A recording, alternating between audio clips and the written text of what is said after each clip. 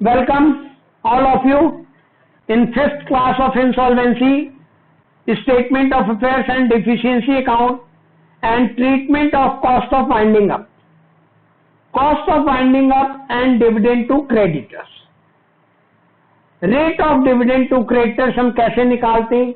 Net assets minus cost of winding up upon total liability.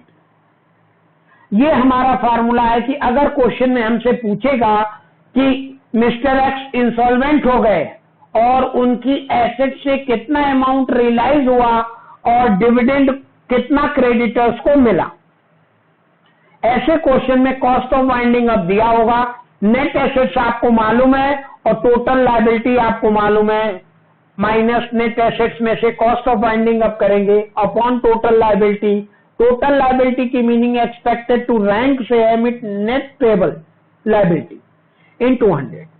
आपको note एक बात केवल ध्यान रखना है कि cost of winding up not recorded in statement of affairs and deficiency account means कि अगर क्वेश्चन में cost of winding up given होगा तो कॉस्ट ऑफ वाइंडिंग अप ना तो स्टेटमेंट ऑफ अफेयर्स में रिकॉर्ड होगी ना ही डिफिशियंसी अकाउंट में।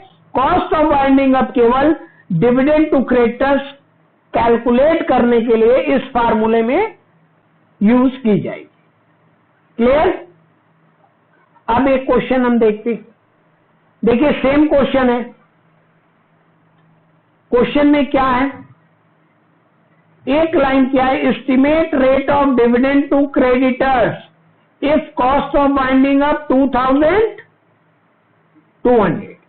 तो अब आपको यहां यह ध्यान रखना है कि कॉस्ट ऑफ वाइंडिंग अप नहीं स्टेटमेंट ऑफ अफेयर्स में रिकॉर्ड होगा और नहीं डिफिशियंसी अकाउंट में, अलग से कैलकुलेशन करने के लिए इसको यूज किया जाएगा। तो अब पूरे क्वेश्चन का हम जैसे स्टेटमेंट ऑफ अफेयर्स और डिफिशियंसी प्रिपेयर करते हैं वैसे कर देंगे।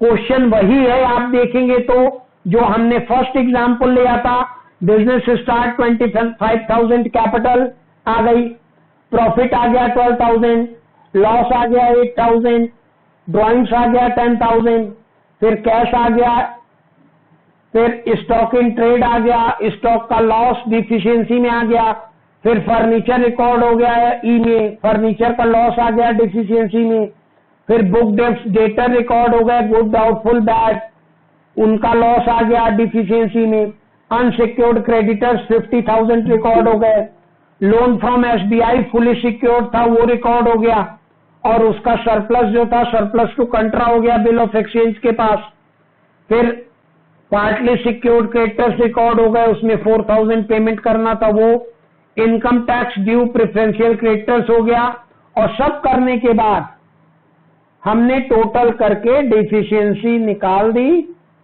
और डिफिशियंसी को डिफिशियंसी अकाउंट में लिख दिया और ये टैली हो गया।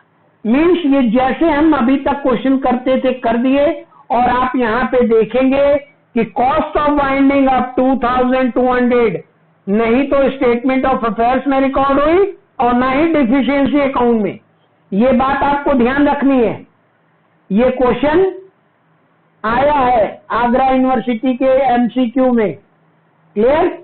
अब देखिए आपको ये देखना है कि ये 14,000 आपको मालूम है कि ये 14,000 आपकी नेट एसेट्स है और ये 54,000 नेट पेबल लायबिलिटी। तो आपका जो डिविडेंड टू क्रेडिटर्स निकालने का फार्मूला जो अभी आपने देखा क्या है, rate of dividend to creditors net assets minus cost of winding up upon total liability. तो net assets 40,000 minus cost of winding up 2,200 upon liability 54,000 और इसको जब आप सॉल्व करेंगे तो 70 पैसा इन रूपी आ गया। अब ये कॉन्सेप्ट ये कहता है 70 पैसा इन रूपी मीन्स कि आपके अनसिक्योर्ड क्रेडिटर्स कितने थे? क्लियर है? मीन्स आपके जो भी अनसिक्योर्ड क्रेडिटर्स थे उसमें डिफिशियंसी कितनी आ गई आपकी? 14,000। यानी कि आप पूरा पेमेंट नहीं कर पाएंगे। क्लियर है? तो कितना पेमेंट आप कर पा रहे हैं? 70 पैसा इन रुपीज। 70 पैसा इन रुपीज मीन्स कि टोटल आपके जो क्रेडिटर्स थे, अनसिक्योर्ड क्रेडिटर्स 50,000 एंड 4,000 जो आपके HDFC लोन के थे, मीन्स टोटल 54,000 आपके क्रेडिटर्स थे। आपने 70 पैसा पेमेंट किया, 70% इनको पेमेंट किया 50,000 का, मीन्स 35,000 इनको पेमेंट हुआ, और 4,000 का भी आपने 70% पे किया, मीन्स 2,800 पे किया। यानी टोटल पेमेंट जो आपने किया 37,800 का किया।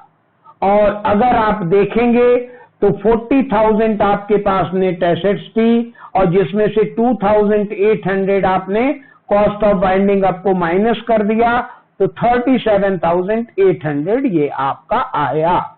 मीन्स यही कैलकुलेट करने के लिए, मीन्स ये जो HDFC बैंक है उनको 70 पैसा रिसीव हो जाएगा, मीन्स 30 पैसा, मीन्स 4,000 का 30 पैसा इन रुपीज या 30% अगर आप करेंगे, दैट इज 1200 HDFC बैंक अपने यहाँ बैड डेब्ट्स की एंट्री करेगा। और ये जो अनसिक्योर्ड क्रेडिटर्स हैं 70 पैसा इन्हें रिसीव हो गया 35,000, यानी 30 पैसा इन्हें रुपीज 30% मीन्स 15,000 ये अपने बुक में बैड डेब्ट्स की एंट्री कर लेंगे। यही कैलकुलेट करने के लिए हमें डिविडेंड टू क्रेडिटर्स कैलकुलेट करना पड़ता है। Thank you.